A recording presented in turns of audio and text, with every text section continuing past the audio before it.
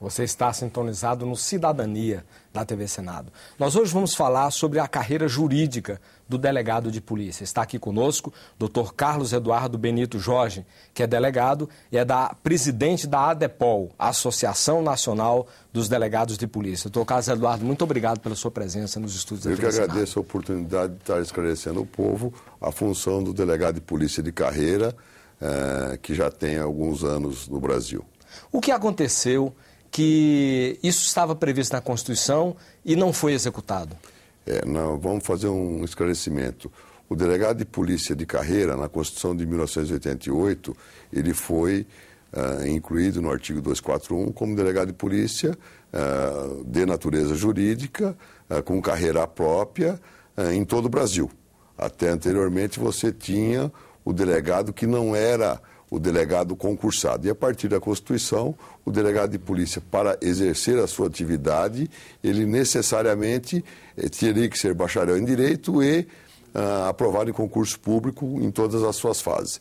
E com a Constituição de 88, isto veio ocorrendo no Brasil, tendo o mesmo tratamento das demais carreiras, do juiz, do promotor, do defensor, do procurador do Estado, também ao delegado de polícia. Posteriormente, com as reformas previdenciárias e administrativas, o delegado de polícia foi retirado da parte constitucional, o texto que tinha foi retirado através de uma PEC e hoje, através da PEC 549, um projeto de emenda constitucional, busca o delegado de polícia o retorno às carreiras jurídicas, tendo o mesmo tratamento com as demais carreiras que prestam serviço jurídico, efetivo serviço à população e diretamente ligado ao ramo do direito. Sim, esclarece para a gente o seguinte, tem um jovem fazendo curso de Direito e se interessa em ser delegado. Então, como é que ele tem que proceder para se transformar em delegado e qual a carreira que ele pode ascender dentro do setor? Um jovem, terminada a faculdade, ele pega o diploma, bacharel em Direito, aí aonde houver concurso público de delegado de polícia ou da Polícia Federal ou do Distrito Federal ou nos estados, tá? Ele tem que ser aprovado nas fases de um concurso público específico com criação de vagas ou estando em vaga em razão de outros feitos, ele precisa ser aprovado em concurso público para vir a prestar o serviço na qualidade de delegado de polícia.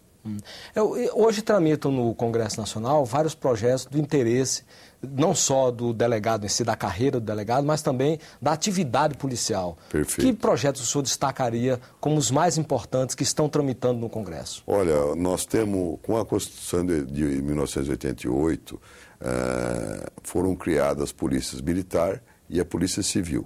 Dentro da polícia civil, teria, através do parágrafo 7º do artigo 144, ter sido feita a regulamentação desta polícia civil, que é a polícia judiciária dos estados, do Distrito Federal e da própria Polícia Federal.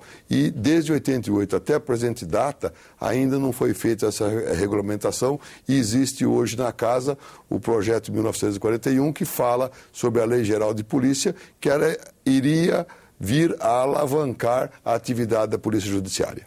Algumas pessoas, alguns estudiosos preocupados com a questão da segurança no país, que é uma coisa grave, têm sugerido a junção das polícias civil e militar. O que é que o senhor acha dessa proposta? Eu vejo que o ideal seria você ter uma polícia única com um ramo uniformizado. E como isso seria o quê? Todo mundo, os policiais civis passariam a ser militares? Como é que é? E o policial militar deixaria de ser civil? De forma nenhuma. A polícia tem que ser civil.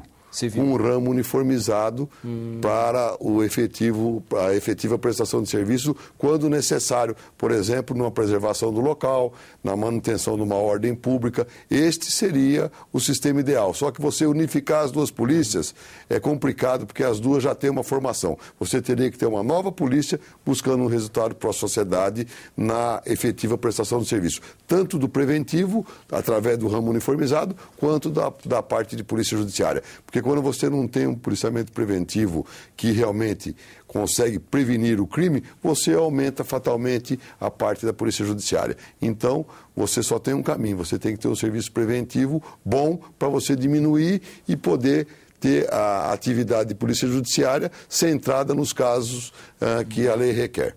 Isso melhoraria muito a performance tanto da Polícia Militar como da Civil? Com certeza, se você tiver uma polícia preventiva que realmente consiga segurar o índice de criminalidade, você vai ter um número menor de crimes a serem apurados. A questão da profissionalização, como é que o senhor, porque muita gente acusa que o Brasil é pouco aparelhado para a questão de investigação policial, é pouco aparelhado para a questão do combate mesmo frontal contra o crime organizado e cada vez mais organizado. O que está faltando, o que desses projetos que estão tramitando no Congresso poderiam melhorar um pouco a performance da polícia no Brasil? Então, é o que eu disse aqui anteriormente, o próprio projeto da Lei Geral de Polícia é um projeto que iria disciplinar a atividade de polícia judiciária, que não foi feito desde 1988. Mas o que ocorre é que o crime não tem licitação, o crime não tem nada, o crime toma as armas da população, o crime traz as armas através do contrabando, do descaminho,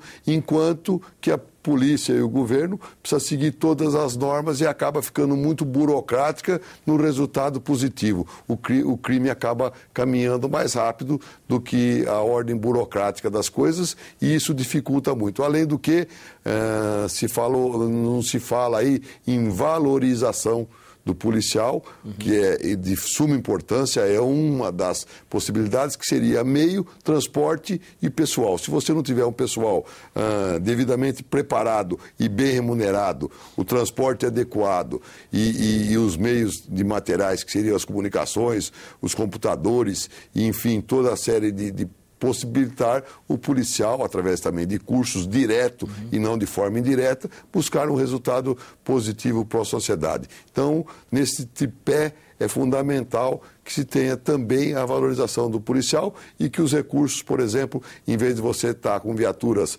velhas e tendo dificuldade de manutenção, por exemplo, fazendo-se através de leasing para que a frota fosse sempre renovada e ter os equipamentos adequados e tal, e a valorização do policial, não só com remuneração adequada e também com treinamento e cursos necessários para mantê-lo eficiente. Além do que, nós temos que levar em conta que o policial tem que ser uma pessoa diferenciada. Diferenciada de que forma? Ele tem que ter vocação.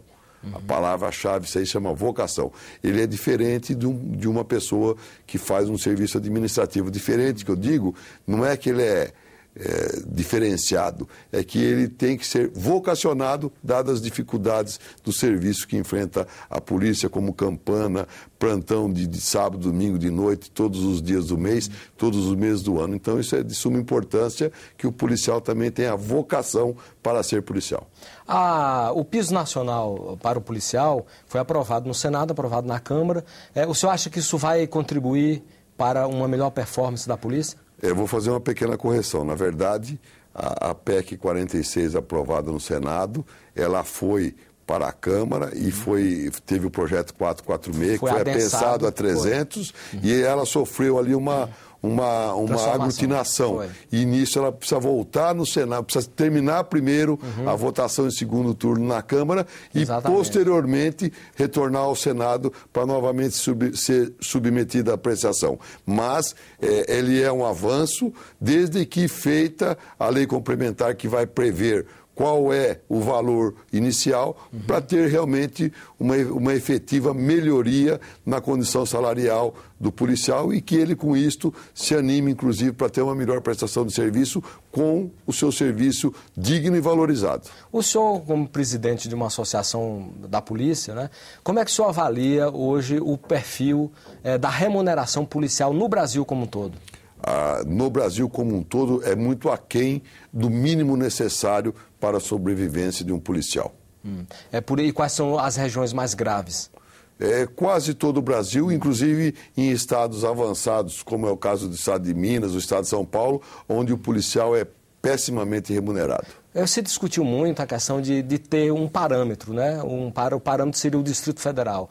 O senhor acha viável isso em termos econômicos, em termos políticos, se criar essa figura de um paradigma para ser adotado nacionalmente como o piso nacional do pagamento do policial? Se fosse possível pagar o policial como se paga no Distrito Federal, que tem um fundo especificamente para esse atendimento, seria maravilhoso. Mas, não se tendo este fundo nos demais estados, precisaria ter, no mínimo, uma valorização próximo ao que se paga no Distrito Federal. Vamos falar um pouquinho do Código de Processo Penal, que é extremamente importante. Inclusive, o que se diz, a leitura que se faz é que a justiça vai ficar mais rápida. E para o lado da polícia, ele melhora alguma coisa? Melhora.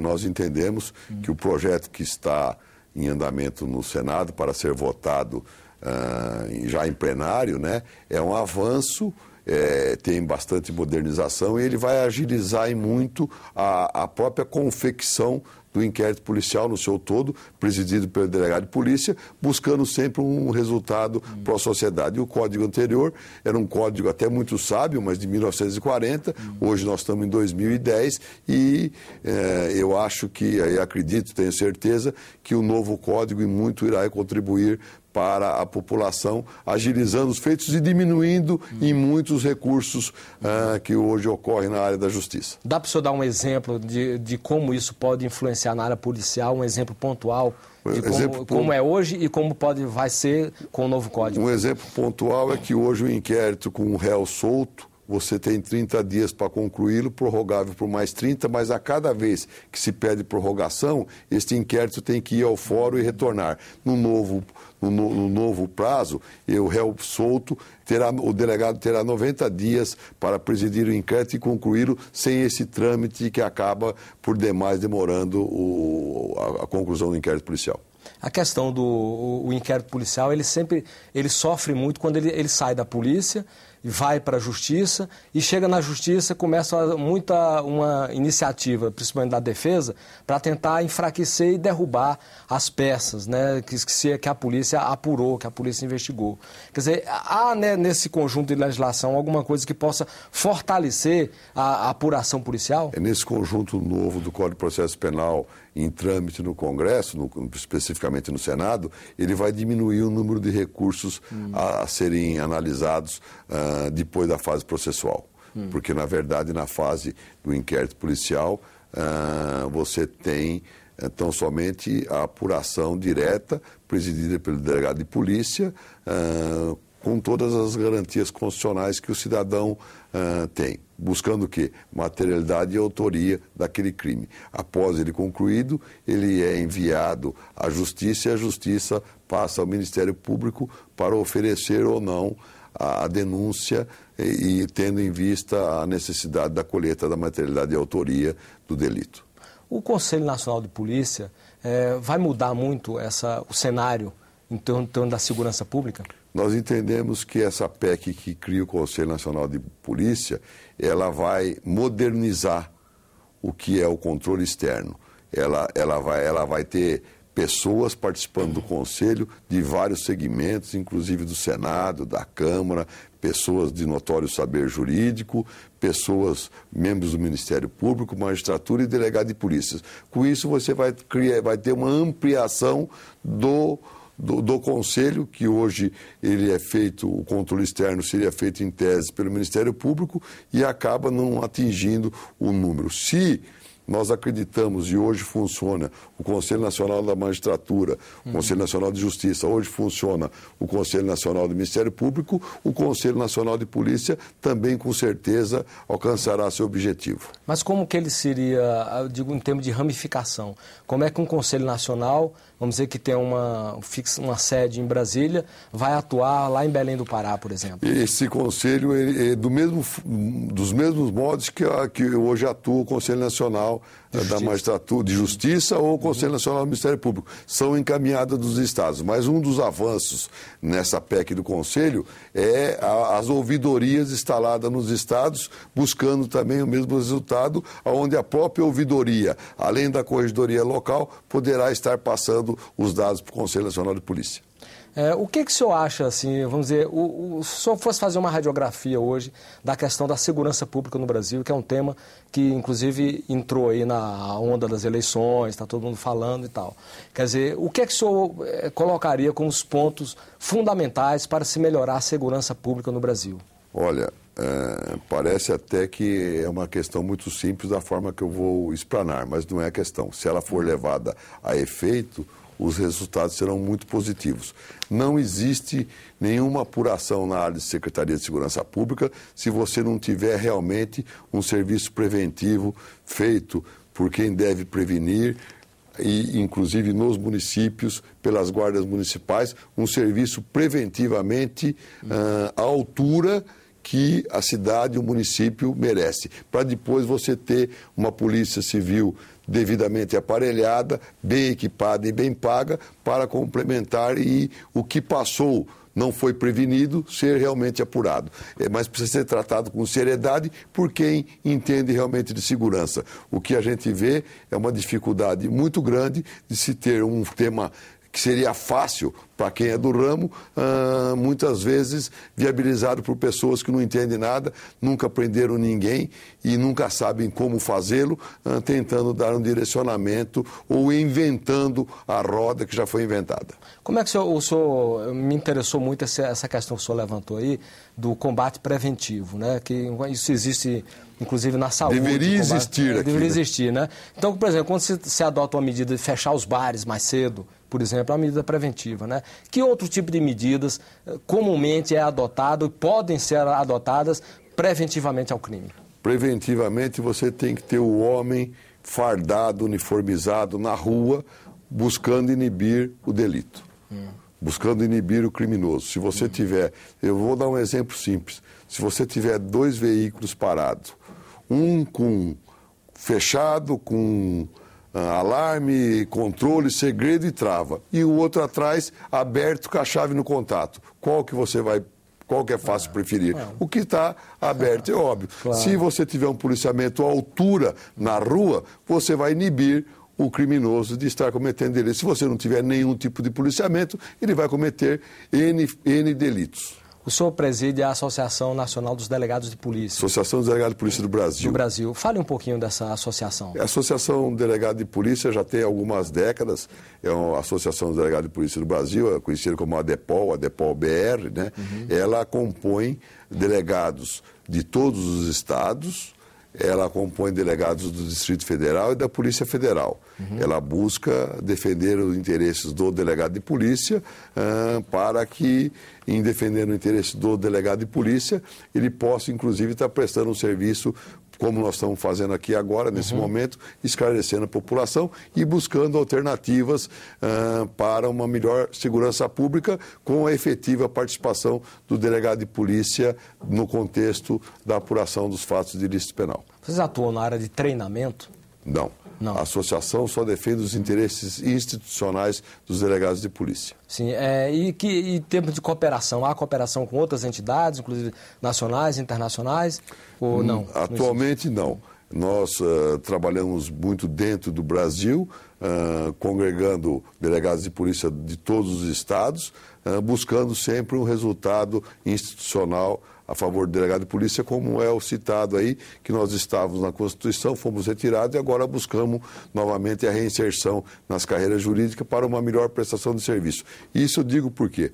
Hoje, por exemplo, no estado de São Paulo, você faz um concurso público e são aprovados 100 delegados de polícia. Como você tem um tratamento inferior, diferenciado, com uma mal remuneração, essas pessoas estão habilitadas, acabam indo para outras carreiras jurídicas, você perdendo tempo, gastando dinheiro com concurso e depois que a pessoa está já familiarizado com aquele tema depois de 4, 5 anos, ele acaba passando no outro concurso só por questão de tratamento jurídico e remuneratório, deixando de prestar um serviço àquela pessoa que já havia condição de fazê-lo. E você acaba sempre com o quê? Com o quadro defasado. Por exemplo, a semana passada no Amapá, tem um concurso lá com 31 vagas. Teve um concurso há 3 anos atrás com 31 vagas também. E dos 31 anterior, 12 já foram embora por buscar um salário mais adequado em outro estado e já estavam praticamente com um curso concluído, já